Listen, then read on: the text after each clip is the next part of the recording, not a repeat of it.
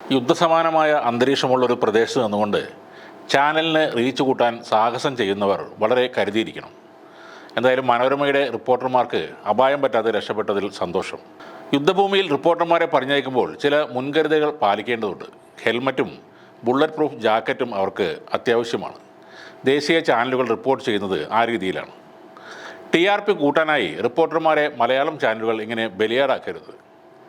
സത്യത്തിൽ ഈ വിഷയത്തിലൊക്കെയാണ് KUWJ എന്ന സംഘടന ഇടപെടേണ്ടത്. ഷെല്ലാക്രമണം നടന്ന ഉടനെ അവിടെയുള്ളൊരു വീട്ടിലെ അടുക്കളയിൽ കയറി ഗ്യാസിൽ നിന്നും പുക വരുന്നു എന്ന് പറയുന്ന റിപ്പോർട്ടർ ഒരു അസാധ്യ സംഭവം തന്നെയാണ്. ഇങ്ങനെ മുൻകരുതൽ എടുക്കാൻ തയ്യാറില്ലാത്തവരെ സൈന്യം ഇടപെട്ട് നാട്ടിലേക്ക് തിരിച്ചുവിടുകയാണ് വേണ്ടത്.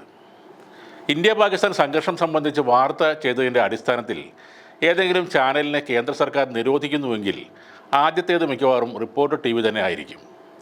റേറ്റിങ്ങിന് വേണ്ടി ന്യൂസ് റൂമിൽ പടക്കം പൊട്ടിക്കാനും മടിക്കാത്ത രീതിയിലാണ് അവിടുത്തെ കാര്യങ്ങളുടെ പോക്ക്. ഇന്ത്യ പാക് സംഘർഷത്തിൽ എത്രയെത്ര വ്യാജ ബ്രേക്കിംഗ് ന്യൂസുകളാണ് ഇവർ നൽകിയത്. ഇപ്പോൾ മാത്രമല്ല, നേരത്തെ അവരുടെ സ്പെഷ്യൽ ഇൻവെസ്റ്റിഗേഷൻ ടീം സെക്രട്ടേറിയറ്റ് സമരത്തിനെത്തിയ ആശാ വർക്കർമാരിൽ നിന്ന് ചരിത്രം സൃഷ്ടിച്ച ഒരു വനിതയെ കണ്ടുപിടിച്ചിരുന്നു. ആ സ്ത്രീ 32 വർഷമായി ആശാ വർക്കറാണെന്നാണ് അവർ പറയുന്നത്. 2005 സർക്കാർ തീരുമാനമെടുത്ത് 2012 നടപ്പിലാക്കി തുടങ്ങിയ ഈ സ്കീമിൽ 32 വർഷമായി ജോലി ചെയ്യുന്നവരെ ലോകത്തിന് പരിചയപ്പെടുത്തിയ നമ്പർ 1 കുതിക്കുന്ന ആ ചാനലിനെ അഭിനന്ദിക്കുക തന്നെ വേണം. ഇപ്പോൾ അമേരിക്കയുടെ മുൻ വ്യോമസേന പൈലറ്റായ ഡെയിൽ സ്റ്റാർക്ക് ഈ യുദ്ധം രൂക്ഷമായാൽ തൻ്റെ പണമെല്ലാം ഇന്ത്യക്ക് നൽകുമെന്നാണ് ഈ ചാനലിൻ്റെ ന്യൂസ് ഡെസ്ക് പറയുന്നത്. അയാളുടെ പണം കൊണ്ട് ഇന്ത്യ എന്തു വാങ്ങുമെന്ന് പോലും കുറച്ച് കഴിഞ്ഞാൽ ഇവർ പറഞ്ഞേനെ. അദ്ദേഹം പറഞ്ഞത്, എൻ്റെ കരിയറിൽ ഞാൻ ഇന്ത്യയുടെയും പാകിസ്ഥാൻ്റെയും ഫൈറ്റർ പൈലറ്റുമാരോടൊപ്പം പറഞ്ഞിട്ടുണ്ട്. എൻ്റെ അഭിപ്രായത്തിൽ ഈ യുദ്ധം കൂടുതൽ വഷളായാൽ ഇന്ത്യക്ക് തന്നെയായിരിക്കും മുൻതൂക്കമെന്നാണ്. ഒരു പന്തയം വെക്കുന്ന രീതിയിലാണ് അദ്ദേഹം അത് പറഞ്ഞത്. ഇന്ത്യയും പാകിസ്ഥാനും മത്സരിച്ചാൽ ഇന്ത്യക്ക് വേണ്ടിയേ ഞാൻ ബെറ്റ് വെക്കൂ എന്നതാണ് അതിനർത്ഥം. ഇന്ത്യക്കാണ് വിജയസാധ്യത എന്നാണ് അദ്ദേഹം സൂചിപ്പിച്ചത്. ഇതേപോലെ നേരത്തെ സ്റ്റീവ് ജോബ്സ് വൈഫ് ഫോൾസ് ഇൽ എന്ന ന്യൂസ് കണ്ടിട്ട് നമ്മുടെ ഒരു പ്രമുഖ പത്രം പറഞ്ഞത് സ്റ്റീവ് ജോബ്സിൻ്റെ ഭാര്യ കുഴഞ്ഞു വീണു എന്നാണ്.